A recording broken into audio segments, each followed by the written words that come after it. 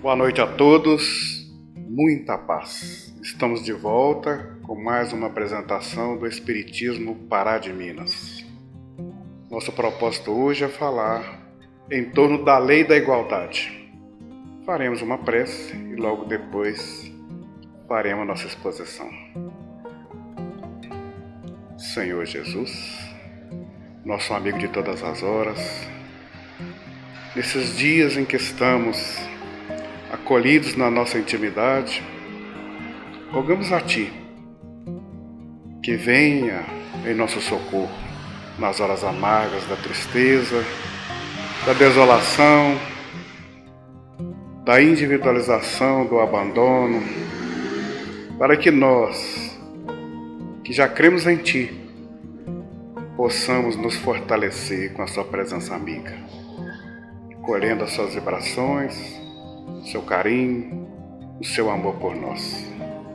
Rogamos a Ti, nesta oportunidade estamos aqui reunidos em Seu nome para esse propósito, que nós possamos ser um instrumento da Sua fala, do Seu direcionamento, e que possamos levar àqueles que nos ouçam conforto e esclarecimento.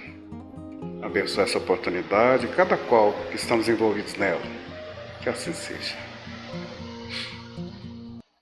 Pois bem, caros amigos, nós queremos então falar das leis naturais em primeiro lugar, porque a doutrina espírita, quando vai estabelecer um elo de ligação temporal, estrutural e dimensional da vida na humanidade, ela questiona aos benfeitores espirituais se nós estamos amparados, seguros, orientados por uma determinação maior, que não sejam só dos homens, porque temos no nosso meio as leis humanas, os códigos de lei, a nossa relação de conflitos organizada, a nossa estrutura de convivência social regimentada.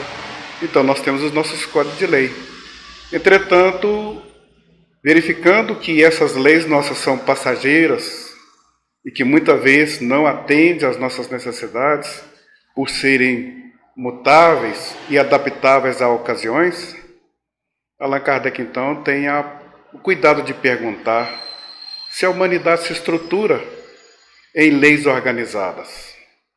E ele vai elaborar raciocínio, trazendo para a análise os 10 mandamentos, quando ele pergunta se nós temos uma lei de adoração, se nós temos uma lei de destruição, se nós temos uma lei do trabalho, se nós temos uma lei de conservação, se nós temos uma lei de renovação, se nós temos uma lei de amor, justiça e caridade. E, consequentemente, quando ele faz esse questionamento, os benfeitores compreendem que o raciocínio precisa de ser ampliado. E eles então vão dilatando as ideias, falando de cada ponto desse questionamento. Nós vamos situar a nossa fala na lei da igualdade, porque é um tema que nós estamos agora convidados a falar dele.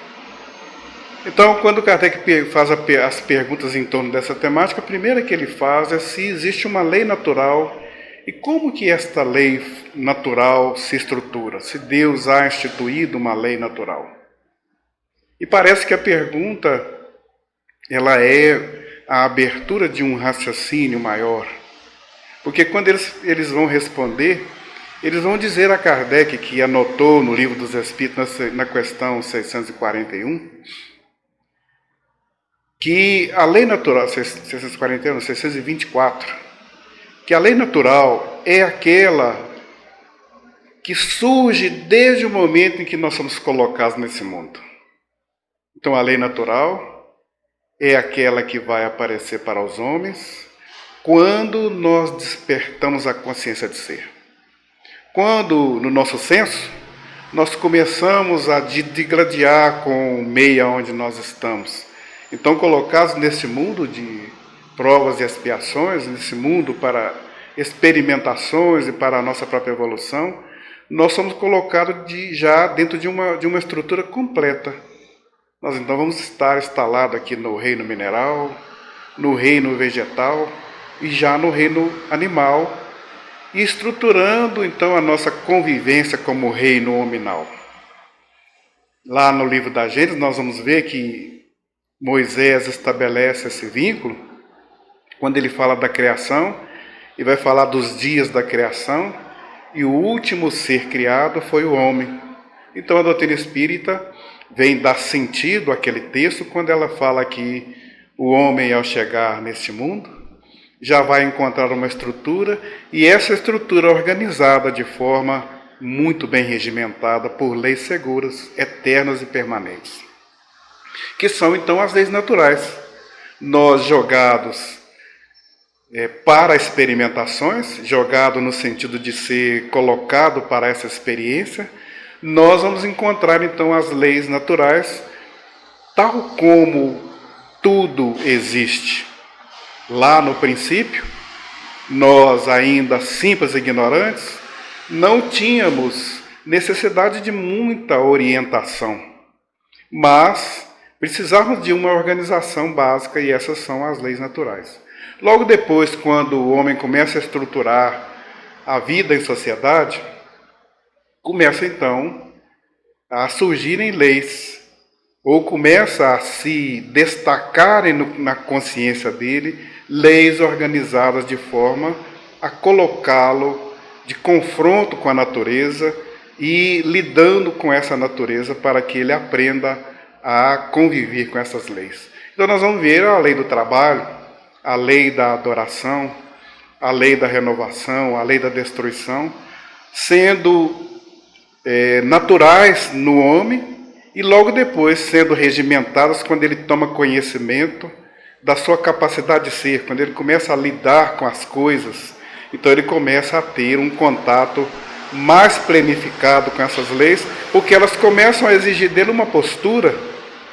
Então quando nós destruímos as matas, é uma lei de destruição que não é natural, ela é proporcionada pelo homem, e obviamente que o homem sofrerá consequências em face de destruir essa natureza. Então todas as leis têm esse quadrante de que o homem, afetando por suas ações, por suas emoções, por seus sentimentos, qualquer vínculo com elas, ele fará com que haja modificação na funcionalidade natural delas, e por causa disso, ele terá que rever, reparar, reconsiderar, reestruturar seus atos, seus posicionamentos, suas condutas. Não é sem razão, eu disse a lei da destruição da natureza, das matas, não é sem razão que o homem hoje está tendo a necessidade de replantar, de reflorir, de reconstituir as matas que estão sendo destruídas, ou que foram destruídas ao longo dos dezenas de séculos de anos. Assim também ocorre em todas as outras leis. Quando nós afetamos as leis que mexem com as nossas emoções, nós naturalmente mexemos com os nossos sentidos, com o nosso senso, com o nosso ser, com as nossas estruturas pessoais. É por isso que nós estamos hoje tratando da lei da igualdade. Quando Kardec vai perguntar em torno desse tema, ele pergunta se essa lei da igualdade, que iguala todos os seres, que iguala todas as coisas, se ela se planifica, se ela é uma lei que ela tem uma abrangência regimentada de forma a ser igual para todos. Eles vão falar que, em essência, quando Deus nos criou, criou-nos todos iguais. E porque nos criou todos iguais, em essência, nós estamos numa lei de igualdade generalizada, em essência. E esta generalidade proporciona ao homem viver igual ao seu semelhante em qualquer condição que os nossos semelhantes estejam na vida em sociedade. Entretanto, esta igualdade deixa de ser plena quando nós colocamos as referências do indivíduo. Aquele que se esforça mais, aquele que já desenvolveu mais a capacidade interativa, aquele que já despertou mais a consciência, aquele que trabalha mais para desenvolver a sua intelectualidade, aquele que desenvolve mais os seus esforços pessoais. ele naturalmente vai se despontar dos outros, ele vai se desigualar. E porque ele se desiguala, essa lei da igualdade para ele funciona dentro da essência, mas não terá mais o mesmo sentido dentro da generalidade, porque ele se tornou diferente. E como é que ele se tornou diferente? Porque quando Deus escreveu as leis na nossa consciência, ele também colocou uma chave para que nós pudéssemos utilizar com plenitude da nossa capacidade de ser. Essa chave é o livre-arbítrio.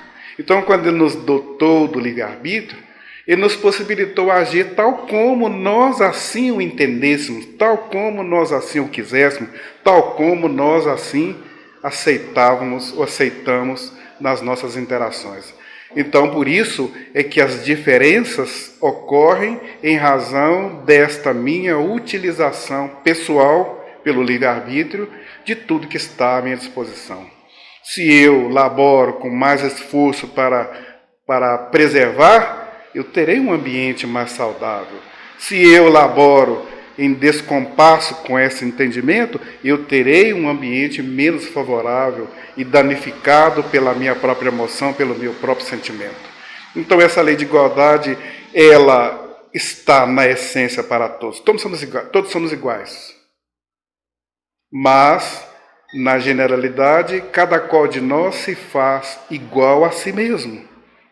E difere dos outros em face de estar se colocando, se posicionando e atuando diferentemente dos outros. Então, quando nós vamos verificar a nossa sociedade, Kardec pergunta, e se nós pudéssemos viver uma igualdade plena, todo mundo igual? Seria um descompasso. Por que seria um descompasso? Porque se o outro se esforça mais, ele não pode ter os mesmos resultados daquele que se esforçou menos. Ele não poderá usufruir dos mesmos ganhos, das mesmas oportunidades, dos mesmos lugares, das mesmas ocasiões, porque o outro se esforçou mais, o outro se dedicou mais, o outro buscou mais melhorar-se. E o nosso projeto é de nos melhorarmos. Nós estamos postos nesse mundo para nos melhorar. E para que nós possamos fazer isso, é necessário que nós conheçamos a lei. A lei está escrita onde? Aonde ela tem a sua evidência, aonde ela se apresenta para mim? Ela se apresenta para cada qual de nós na nossa própria consciência. Foi o que os Espíritos explicaram para Kardec. Onde estão escritas as leis divinas, as leis naturais, elas estão escritas na nossa consciência. E porque estão escritas na nossa consciência, elas despertam, elas aparecem, elas despontam todas as vezes que eu pratico qualquer ato, qualquer atitude, qualquer sentimento, qualquer emoção. Esta lei dispara como um gatilho, como se estivesse engatilhada, e me mostra onde é que eu estou posicionando todo o meu potencial? Onde eu estou direcionando todo o meu ser? Onde eu estou desaguando tudo que sou? E porque eu tenho ainda a dificuldade de deambular em torno disso, não compreendendo, não sabendo bem as consequências, na maioria das vezes eu não obedeço à lei. A lei natural está gravada na nossa consciência e ela faz parte, já desde quando nós nos estruturamos, dos instintos naturais que nós trazemos. Então, nós somos dotados do instinto, porque o instinto é a primeira emoção que desperta em mim. É o primeiro sentimento, é a primeira razão, é a primeira lógica, a primeira sensação que eu tenho é a do instinto, porque o instinto tem como base proteger, resguardar, manter, assegurar, dar estrutura, valorar, enquanto que o raciocínio pode fazer com que tudo isso se modifique de uma forma natural. Por isso que, quando nós estamos agindo, a primeira emoção, o primeiro sentimento, o primeiro deságue vem dessa estrutura, que é a estrutura do instinto que nós carregamos. E essa estrutura do instinto vazada depois na razão, quando eu penso 2 vezes, 3 vezes, eu já modifiquei o pensamento, o resultado do instinto, e já fui para o resultado da emoção, do sentimento e da razão. que estruturadas num sentido prático, vão me dar variantes daquilo que eu naturalmente, originalmente, havia me definido para ser e fazer, ou para realizar. Então, as leis naturais, vindo com essa propensão, ela nos coloca individualmente comprometidos conosco mesmo, por causa que nós estamos dotados do livre-arbítrio. E coletivamente, quando nós nos relacionamos com os outros. Porque quando nós nos relacionamos com os outros, o eu resguardado nesta emoção, nesse sentimento e nesta vazão do livre-arbítrio, me proporciona estar com o outro bem ou mal, de acordo com aquilo que a minha emoção, meu sentimento, extravasa para com o outro. Por isso, a gente encontra neste mundo muitas divergências. Por isso é que nós encontramos no nosso lar, na nossa casa, no nosso ambiente de trabalho, na rua onde passamos, pessoas totalmente atípicas umas das outras, totalmente diversas umas das outras, totalmente aquém ou além umas das outras, umas com uma capacidade muito superior, ou com uma atitude muito superior, outros com uma atitude muito retroaga, muito atrasada, muito perdida. Então nós vamos encontrar essas variantes exatamente por causa dessa estrutura do livre-arbítrio. Mas nós podemos trazer esta ideia para uma praticidade maior. Nós vamos encontrar a igualdade entre homens e mulheres. Seria um raciocínio que nós poderíamos desenvolver de forma individualizada, porque os gêneros também trazem na sua consistência esta variante. E trazendo essa variante, por ser gêneros diferentes, também vão trazer no deságua do livre-arbítrio sentimentos e emoções totalmente diferentes. Então, quando Kardec pergunta, homens e mulheres são iguais na lei, nessa estrutura da lei divina? Porque nós conhecemos a nossa lei civil, a nossa lei penal, a nossa lei constitucional, a nossa lei comercial, a nossa lei administrativa da terra, e sabemos que ela, no sentido prático, busca igualar, mas ao mesmo tempo ela permite diferenças, desigualdades, injustiças, injunções, que fazem com que as relações entre os seres fique desbotada do seu sentido prático, desbotada da sua cor original, desbotada do que ela se propõe ser, desbotada da sua naturalidade. Quando nós olhamos, então, homens e mulheres são iguais perante a lei divina, Kardec vai obter a resposta dos Espíritos dizendo que homens e mulheres são iguais perante a lei divina, uma vez que são espíritos, que não há divergência entre um espírito e o outro, mas são diferentes por causa da sua qualificação. A mulher, vai destacar ele, é dada a propensão e a oportunidade que ao homem não é dada, a de procriar, a de gerir, de gerar e gerir. É a mulher que faz a educação do homem, é a mulher que forma os caráteres do homem. Então, a diferença está em que o homem, porque arregimenta um corpo físico mais bem estruturado, para suportar mais facilmente as agruras e a força bruta, ele difere nessa qualidade. Então, ao homem é dado os trabalhos mais embrutecidos, à mulher, aqueles que lidam com a delicadeza, o cuidado, o trato. Por isso a gente vê que as emoções entre homens e mulheres diferem de forma a dar um destaque para um ou para outro em ocasiões diferentes. O que passa disso é do nosso uso do livre-arbítrio. Então, quando nós homens, ou quando os homens em geral, se põem preponderância com relação à mulher, nas relações de trabalho, nas relações domésticas, nas relações sociais, na vida pública, nos cargos e nos encargos da sociedade, ele se coloca numa posição em que ele usa um livre-arbítrio mais acentuado para o arbitrário, para o desigual, e coloca a mulher em condições desfavoráveis. Isso vem ao longo da história fazendo uma diferença grave no meio da sociedade. Quando a nossa sociedade vem trazendo essa experimentação, vem mostrando o homem como com predomínio sobre a mulher. Entretanto, no sentido prático e na orientação da vida dos espíritos, não há diferença. A mulher não poderia sofrer um deságio para o desvalor, para o descrédito, para o menosprezo, e jamais poderia ser alvo de qualquer homem para ser agredida. Então, o que está nesta conduta é atitude violenta, é o desbravar de uma força arbitrária que o homem utiliza contra a mulher.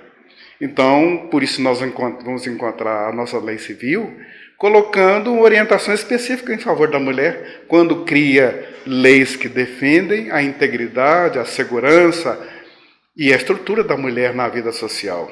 Nós temos, então, ainda muitas diferenças a serem trabalhadas. Vamos verificando que na lei do trabalho a mulher sempre foi menos remunerada que o homem, sempre foi dificultado a ela colocar-se em cargos da mesma estrutura que o homem está colocado, dentro das administrações sociais, das empresas, dentro da administração pública, a mulher sempre foi relegada a um segundo plano, mas nos dias atuais, naturalmente, a mulher tem ganhado espaço que é de justiça seu, que é viver numa sociedade pelo menos igualitária. Se ela não puder ser igual, ela possa ser igualitária, ou aquela que coloca os seres num mesmo patamar, numa mesma estrutura, dando-lhes a garantia de que é possível viver uma vida plena numa igualdade comum. Porque assim, quando nós pensamos dessa forma, nós vamos descobrindo que a estrutura da vida social, sendo igual para homem e mulher, dará à sociedade a razão e a emoção que precisam para o equilíbrio dos seres. O homem trazendo o instinto da razão, a mulher trazendo o instinto da emoção, vão dar aos seres que eles cuidam, que nós cuidamos, uma garantia de sobrevivência mais organizada, mais equilibrada e emocionalmente mais bem estruturada. Nós vamos verificar que existe uma diferença na sociedade ainda entre os seres que muitas vezes a gente não consegue entender e nem justificar e nem explicar, que é o preconceito. Aí já difere da igualdade entre homens e mulheres, mas nós vamos ver as diferenças das classes sociais. No preconceito, as classes sociais vão se estruturando e uma vai se distanciando de outra, muito mais pelo fator econômico, patrimonial e por poder de mando, pelo poder propriamente dito, do que mesmo pela qualidade dos seres. E esta variante vai colocando a desigualdade em condições de desvantagem para a classe menos, que nós poderíamos dizer, menos privilegiada, uma vez que esta, não tendo a mesma oportunidade de exercer o poder, o mando e guardar para si patrimônios e valores, ela naturalmente ficará à mercê desta, que tem toda essa qualidade, tem todo esse poder, todo esse mando, todo esse jargão para defender. E aqueles que não têm, a parte que não tem, ficará sempre à margem. É importante a gente destacar, por exemplo, que no Brasil, a nossa sociedade é tão pouco dividida no sentido patrimonial, econômico e de mando, que apenas 20% da população está estruturada com a economia de 80%. Apenas 6 a 7% da população detém praticamente a riqueza do país. E esses números que estão aí para nós conhecermos aí nas publicações da vida social, na sociologia, nos mostram que essa desigualdade é uma desigualdade que está fincada no uso excessivo do livre-arbítrio. O uso excessivo do livre-arbítrio naturalmente nos joga para atividades egoísticas. Não é sem razão que as classes privilegiadas vivem dos prazeres, dos gozos, dos aproveitamentos, de um modo geral. Naturalmente que isso não se coloca para a totalidade, mas a grande maioria vive dos luxos, e os que estão numa classe menos privilegiada vivem do que sobra desse luxo.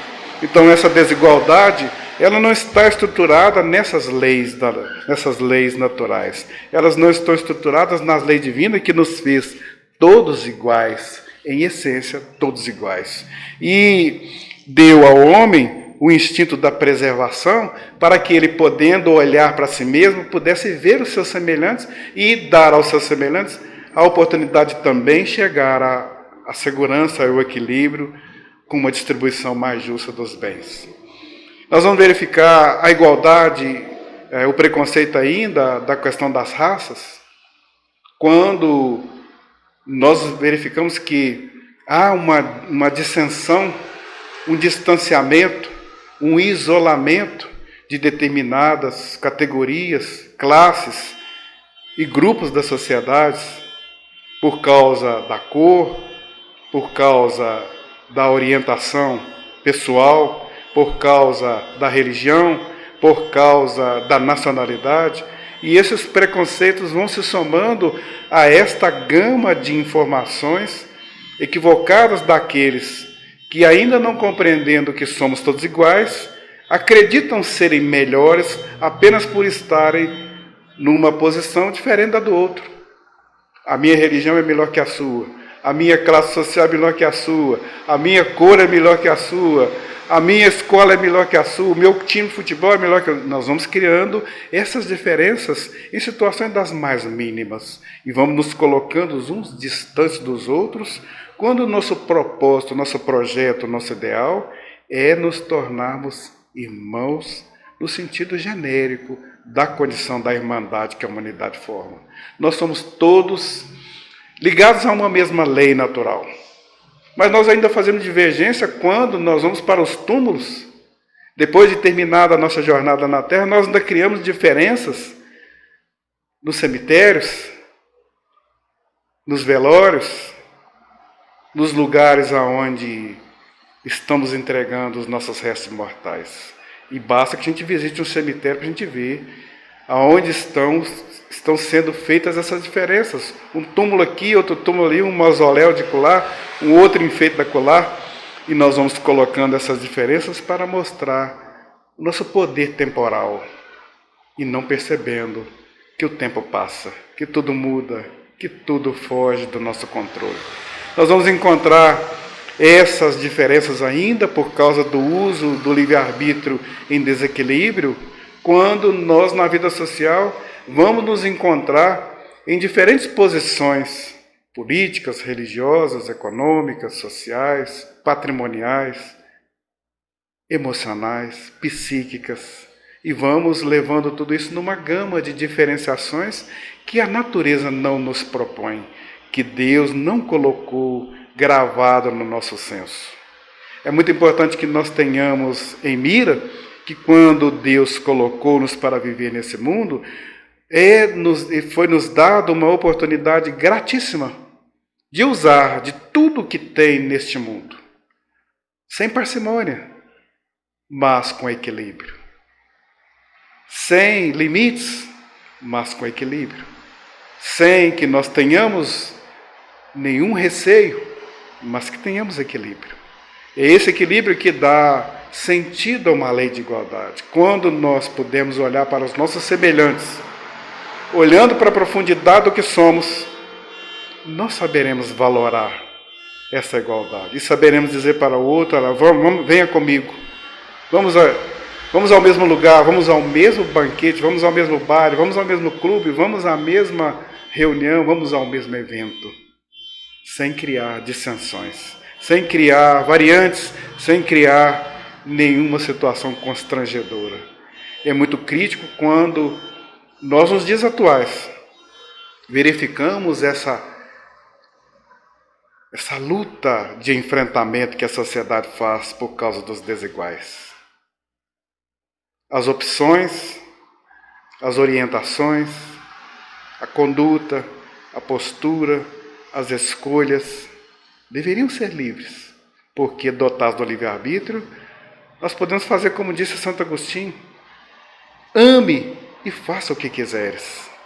Mas nós não sabemos amar, por isso nós não sabemos fazer o que queremos.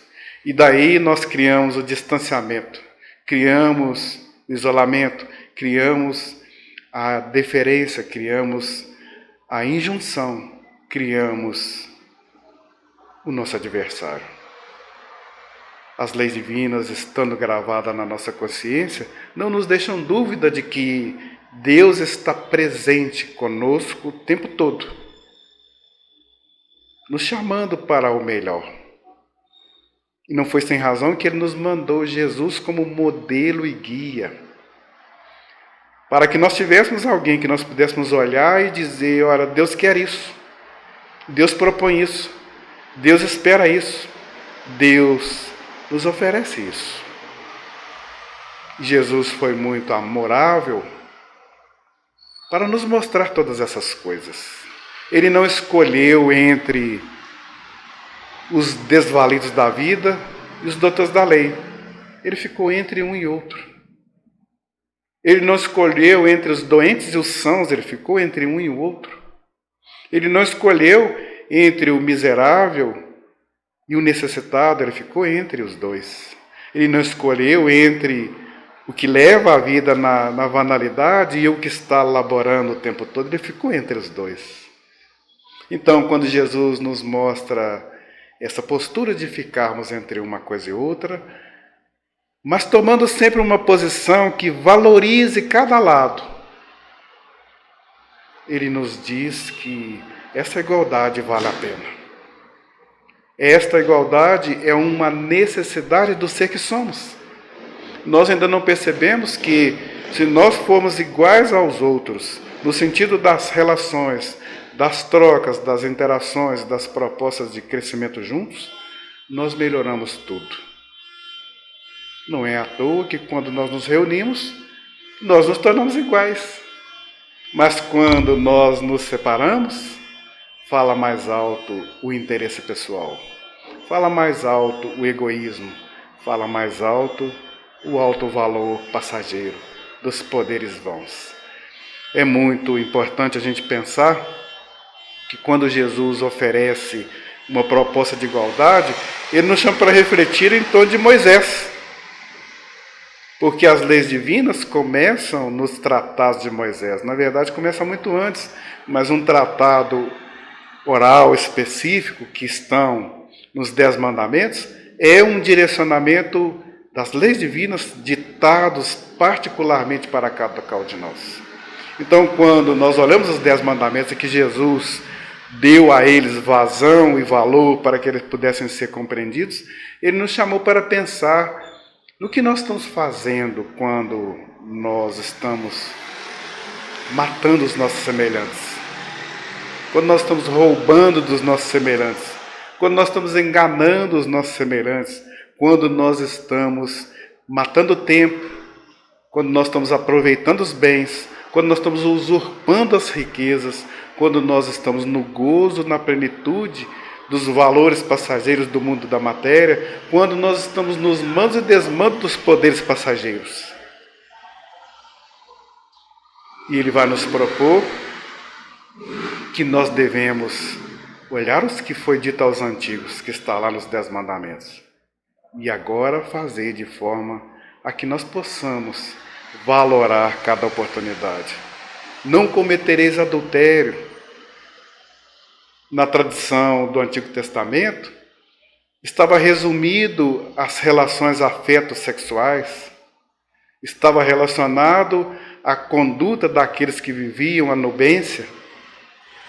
Mas quando Jesus traz isso para uma realidade, Ele diz: olha, o adultério é eu dizer um sim quando eu quero dizer não. O adultério é quando eu faço aquilo que eu não deveria fazer. O adultério é aquilo que eu desejo, aquilo que eu não poderia desejar. O adultério é aquilo que eu deixei de fazer, fiz, ou que eu pensei em fazer e não fiz. Então, ele abrange o raciocínio para nos chamar a atenção de que os nossos atos devem ser policiados à conta de nós queremos fazer, com todo esforço possível, tudo que for de mais correto, mais ajustado, mais pleno, para que nós não prejudiquemos a ninguém.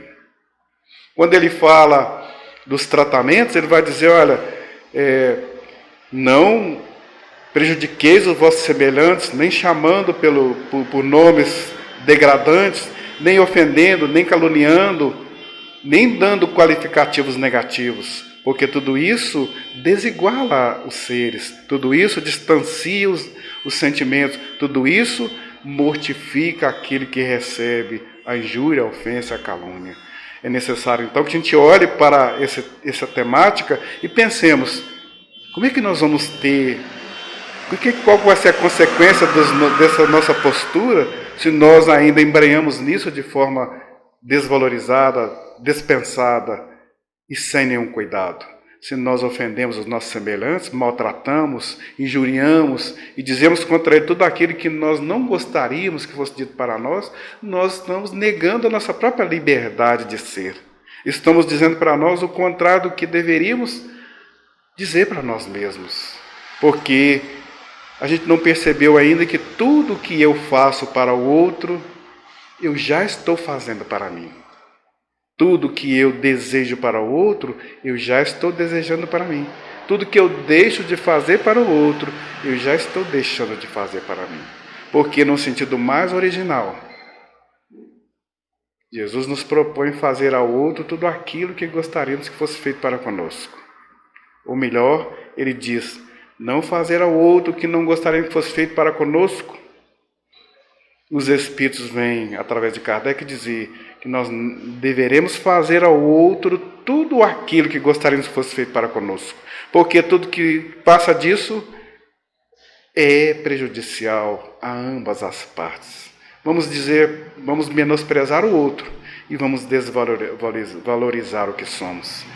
Quando ele vai trazer as relações dos afetos, ele disse que nós não deveríamos matar, roubar, nem caluniar, nem injuriar.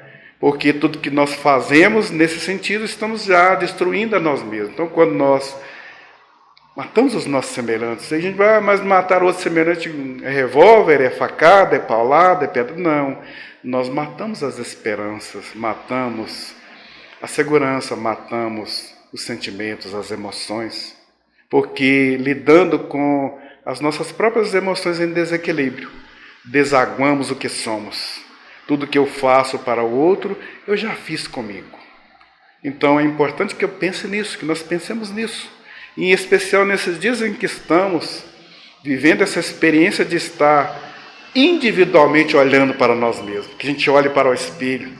E que olhando para o espelho, saibamos analisar esse ser que está ali. Pensando no que ele é, no que ele está fazendo, no que ele poderia fazer, no que ele pode melhorar.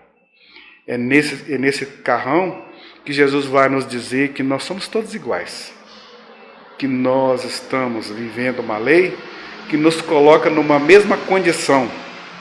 E ele mesmo reafirma isso quando ele diz que nós somos ovelhas do mesmo redil e que ele, como nosso benfeitor, é o bom pastor.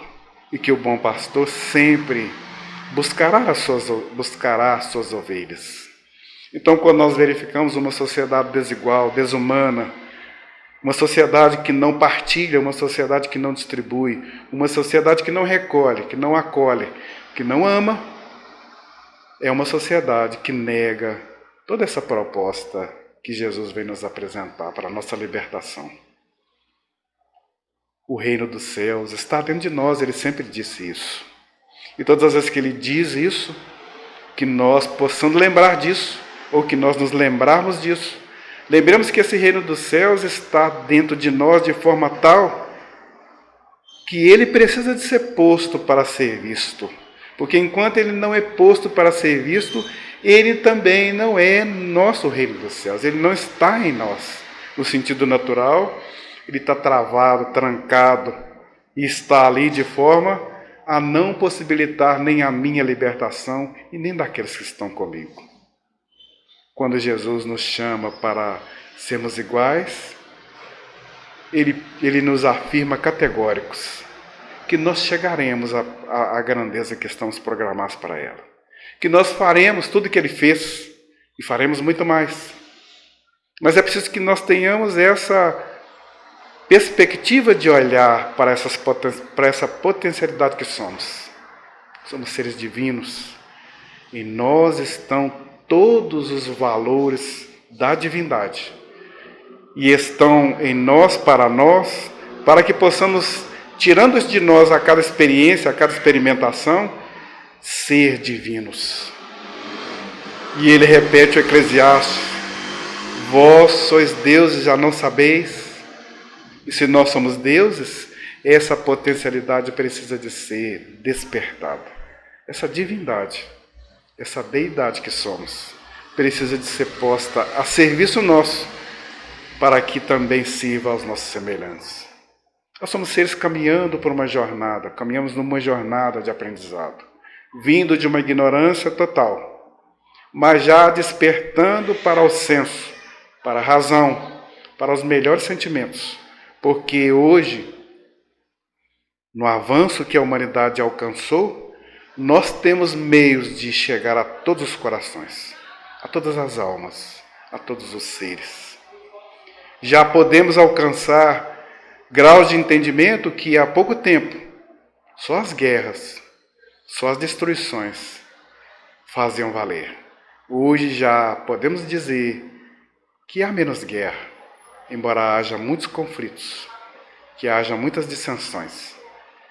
Mas nós já podemos chegar a corações diversos. Com a tecnologia, com o avanço da comunicação, podemos falar para todos os quadrantes do mundo e dizer para todos os seres que nós somos iguais.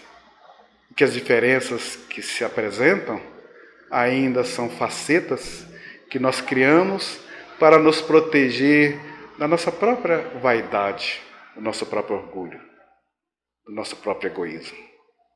Se nós quebrarmos isso, naturalmente, esse Deus que somos vai resplandecer e acontecerá, como disse Jesus, brilhará a nossa luz. Nós seremos sal da terra e seremos aqueles capazes de reunir em torno de nós a multidão daqueles que falarão conosco a mesma língua. Que nós possamos pensar nisso com plenitude. Agradeço a oportunidade de estar nesse momento refletindo sobre esse tema. A todos os companheiros que nos ouvem, os amigos queridos que estão aí trocando informações conosco, que façam comentários, que nos ajudem a melhorarmos a nossa proposta e que acompanhem a nossa programação para que o valor desta oportunidade não nos deixe vazios de reflexões. Muito obrigado a todos. Vou encerrar com a prece para que a gente fique planificado. Senhor Jesus, contamos contigo e a sua ajuda, o seu auxílio não nos faltou. Nós estivemos amparados por ti e todos aqueles que estiveram reunidos conosco puderam colher as suas boas vibrações, as suas bênçãos, as suas luzes, a sua paz esteve em cada olhar, em cada coração, em cada mente que refletiu conosco. Que nós possamos ter atendido esta oportunidade que vós nos deste. Abençoe, Senhor, esse projeto do Espiritismo Pará de Minas. Abençoe os seus organizadores. Abençoe aqueles que estão fazendo valer esses momentos em que estamos distantes uns dos outros. Que assim seja.